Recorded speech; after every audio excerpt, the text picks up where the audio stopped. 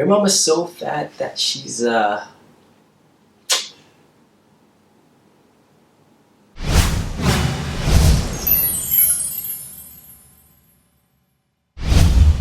guys, it's Brian back at you with another video, and today we got a question from Jessica. Hey 101 mentor, can you please tell me how to think better on my feet? Never think of the right things to say, and I was wondering if you have any tips on how to do that better. Now, for those of you that don't know, thinking on your feet is an expression that means that you can think or react quickly and under pressure. And contrary to what you might think, most people aren't really that good at thinking on their feet.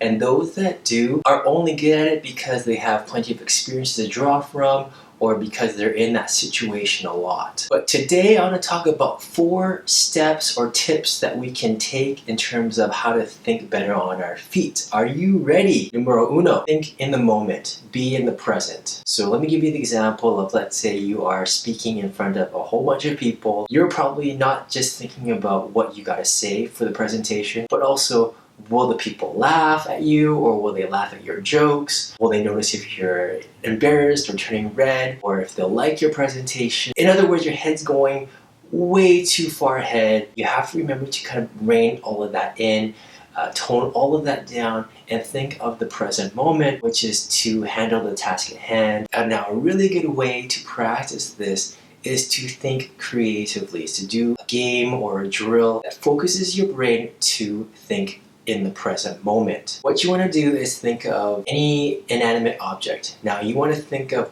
all the uses you can come up with for that object. For example, let's say I ask you, what are all the things you can do with a paperclip? Of course, the typical answer will be that a paperclip can be used to bind paper, or maybe you can loop them and create a necklace or a bracelet. But what about bending it so that it's a toothpick? Or maybe you can clip all the paper clips together and roll them into a ball, and you can play catch with it. Or maybe you can bind them all together and make a shirt out of it, like a chainmail shirt. Or perhaps you can manipulate it a little bit and unbend it so that you can act as a screwdriver. Or maybe a really ineffective back scratcher. The point isn't about coming up with practical and accurate answers. It's about having fun with it, so you don't care about what other people think of your answer, or how they're going to judge you about that answer, or the fact that you can't come up with anything. You're just going to exercise your brain to think creatively, and that forces it to think in the moment. Number 2, buy time. You're going to want to give yourself as much time as possible to process the situation so that you come up with a great idea. And there are some tactics that you can try, such as paraphrase. You want to summarize and paraphrase the situation so that you and the other person understand each other, understand the situation. I mean, that will give you the opportunity to start thinking about that great idea you're going to be coming up with,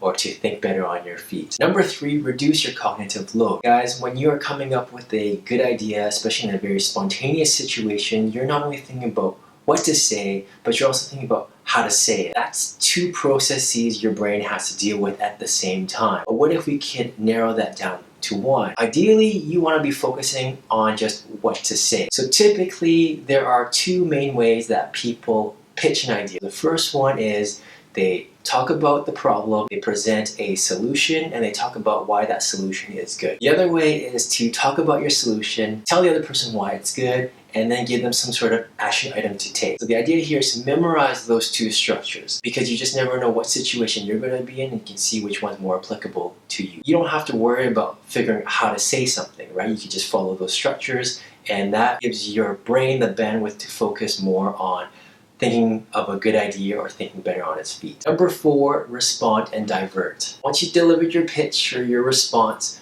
throw it back on them. Ask them how they feel about that, or what their thoughts are. So let's say you're at work and your boss asks you for some amazing idea of a particular situation.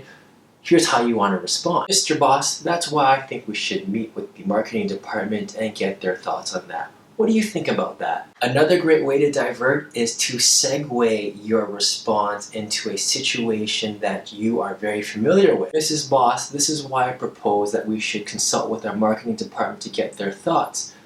Kind of like that time last year when we had that recall of all those products, and when we actually had to meet with the marketing department, they had some really good feedback, and it actually ended up saving us some money. So Maybe we should do that. What do you think? See, like a ninja, diversion is going to be one of your weapons. So Jessica, I hope you found this information helpful today and that you can use these tips in a future situation where you have to think on your feet. Practice this with your friends and during conversation. Try to paraphrase, buy time, try to structure responses in one of the ways I mentioned earlier. And that way, when you really need to think on your feet, you are ready to go. So if you guys have a question that you'd like me to answer in a future video, go to my website, 101mentoring.com, send me a very short question or a much more detailed question, maybe about a paragraph long. Want to work with me personally, either via video mentoring or email mentoring. You can also find information on that on my website as well.